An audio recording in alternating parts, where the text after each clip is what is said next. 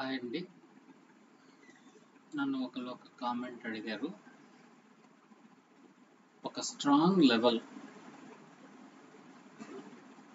అక్కడ అది రెస్పెక్ట్ జరగాలి అంటే మనం ఏమేమి చూసుకోవాలి అని నన్ను ఒక కామెంట్లో అడిగారు. సో దానికి నేను ఒక స్ట్రాంగ్ లెవెల్ తీసుకొని దాని దగ్గర మనం అబ్జర్వ్ చేస్తూ ఒక ట్రేడ్ ప్లాన్ చేద్దాం. ఓకే, ఒక సెల్లర్ లెవెల్ అయినా స్ట్రాంగ్, బయర్ లెవెల్ అయినా స్ట్రాంగ్, ఏదైనా ఒక స్ట్రాంగ్ లెవెల్ తీసుకొని ఆ స్ట్రాంగ్ లెవెల్ దగ్గర మాత్రమే మనం అబ్జర్వ్ చేస్తూ ట్రేడ్ తీసుకుందాం, ట్రేడ్కి ప్లాన్ చేద్దాం.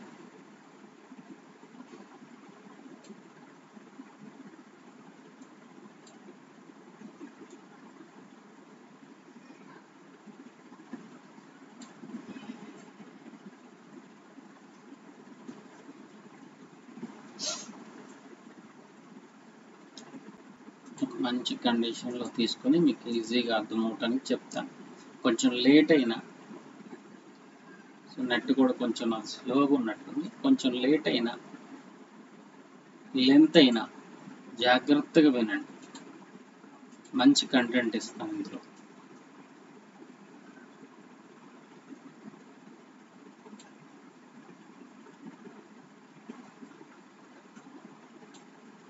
ఇది ఒక స్ట్రాంగ్ సెల్లర్ లెవెల్. ఈ స్ట్రాంగ్ సెల్లర్ లెవెల్ మార్కెట్ మనం ఓపెన్ చేసేసరికి ఇదంతా దాటి వచ్చేసింది. ఇక్కడ రన్ అవుతుంది అనుకుందాం, ఇది strong seller level. So strong seller level కనుక ఇప్పుడు మనం ఏం చేస్తాము అంటే ఇక్కడికి వెళ్ళిన తర్వాత ట్రేడ్ తీసుకోవడానికి ప్లాన్ చేస్తాం. ఒక్కొక్కసారి రెస్పెక్ట్ జరగవచ్చు, ఒక్కొక్కసారి రెస్పెక్ట్ జరగకపోవచ్చు. ఇదేంటి స్ట్రాంగ్ లెవెల్ కదా, ఎందుకు రెస్పెక్ట్ జరగలేదు అని మనకు డౌట్ రావచ్చు. వాస్తవానికి మనం ఏంటంటే మార్కెట్ స్ట్రక్చర్ని మర్చిపోతాం. లెవెల్ గీసుకున్నాం, ఆ లెవెల్ దగ్గర ట్రేడ్ వర్క్ అవ్వలేదని ఆలోచిస్తున్నామే, కానీ అది ఎందుకు వర్క్ అవ్వలేదు ఏంటి అని మనం ఎప్పుడు ఆలోచించకుండా నా ఎనాలిసిస్ తప్పేమో, నాకు రాదేమో అని అనుకుంటున్నాం. చూడండి, స్ట్రాంగ్ సెల్లర్ లెవెల్ మార్కెట్ ఇలాగ వచ్చిన తర్వాత మార్కెట్ అనేది ఇక్కడ స్ట్రాంగ్ బయర్స్తో ఎంటర్ అయ్యారు. ఇంకోటి ఏంటంటే మార్కెట్ వచ్చేసి హయ్యర్ హై ఫామ్ చేస్తూ వస్తున్నప్పుడు, మార్కెట్ టార్గెట్ పైన ఉన్నప్పుడు ఈ లెవెల్ వర్క్ అవ్వదు, దీనికి రెస్పెక్ట్ జరగదు. ఎందుకంటే ట్రెండ్కి ఆపోజిట్గా మనం ఎప్పుడు వెళ్ళకూడదు. ట్రెండ్కి ఆపోజిట్గా వెళ్ళి ఆ లెవెల్ ఎందుకు వర్క్ అవ్వలేదు అంటే ఇక్కడ రెస్పెక్ట్ జరగవచ్చు, జరగకపోవచ్చు, అది వేరే విషయం. ఎందుకు జరగలేదు అంటే మనం ట్రెండ్కి ఆపోజిట్ వెళ్ళిపోయాం.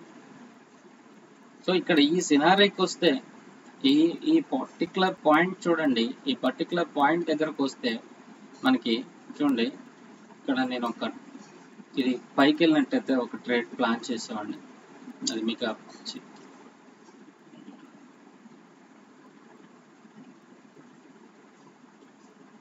ఓకే, అది వెళ్ళలేదు, వదిలేద్దాం.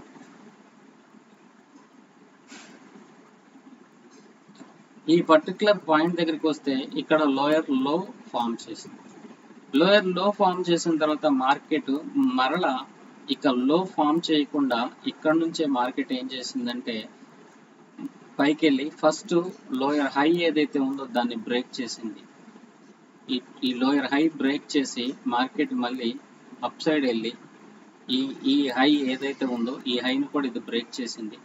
ఇలా మార్కెట్ అనేది ఇప్పుడు ఈ ఫస్ట్ లోయర్ హై ఏదైతే ఉందో దాన్ని బ్రేక్ చేసి మళ్ళీ ఫుల్ బ్యాక్ తీసుకొని మళ్ళీ ఈ హైని బ్రేక్ చేసింది మార్కెట్. అంటే నేను అప్ సైడ్ వెళ్తున్నాను అని మనకి ఇండికేషన్ ఇచ్చింది. మార్కెట్ అప్ సైడ్ వెళ్తున్నానని ఇండికేషన్ ఇచ్చిన తర్వాత మనం డౌన్ ట్రేడ్ తీసుకోవటం అనేది అది మార్కెట్కి అగైనెస్ట్ తీసుకోవటమే కదా, మార్కెట్కి అగైనెస్ట్గానే మనం వెళ్తున్నాం కదా. మార్కెట్కి అగైనెస్ట్గా మనం వెళ్తూ ట్రేడ్ ఎందుకు వర్క్ అవ్వలేదు, ట్రేడ్ నేను అక్కడ మైనస్ అయిపోయింది అని మనం అనుకుంటున్నాం. ఎందుకు మైనస్ అయింది అనేది ఆలోచించుకోవట్లేదు మనం. సో ఇక్కడ ఈ హైని బ్రేక్ చేసిందంటే నెక్స్ట్ టార్గెట్ మనకి ఇక్కడ ఉంది కదా, ఈ టార్గెట్ వరకు మార్కెట్ వెళ్తుంది కదా. అంటే మార్కెట్ ఎప్పుడు కూడా టార్గెట్ టు టార్గెట్ మనకి వెళ్తుంది కదా. వెళ్తున్నప్పుడు టార్గెట్ టు టార్గెట్ వెళ్తానని ఇండికేషన్ ఇక్కడ ఇచ్చింది కదా. మంచి స్ట్రాంగ్ బయర్ ఇక్కడ హైని బ్రేక్ చేశారు. హై బ్రేక్ చేసి మార్కెట్ పైకి వెళ్ళడానికి మనకి ఇక్కడ చూపించిన తర్వాత కూడా మనం ఏం చేస్తున్నాం అంటే ఇక్కడ రిజెక్షన్కి ట్రేడ్ తీసుకుంటున్నాం. అంటే ఇప్పుడు మార్కెట్కి మనము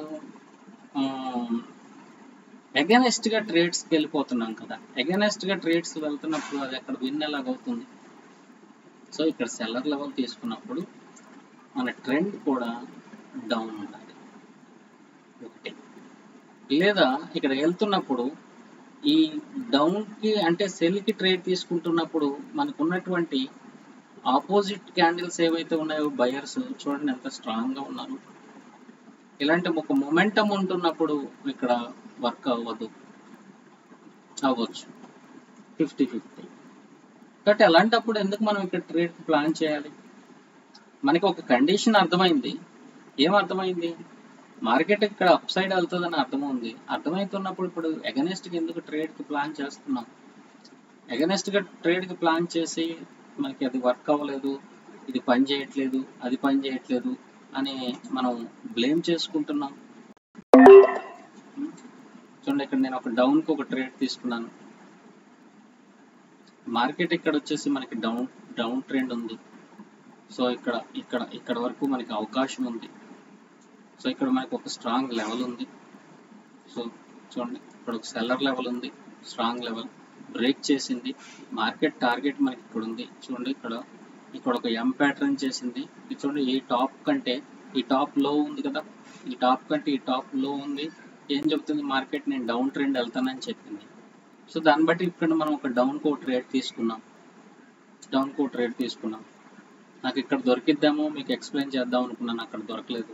ఇక్కడ దొరికింది కండిషను, ఇక్కడ ఒక ట్రేడ్ తీసుకున్నాను.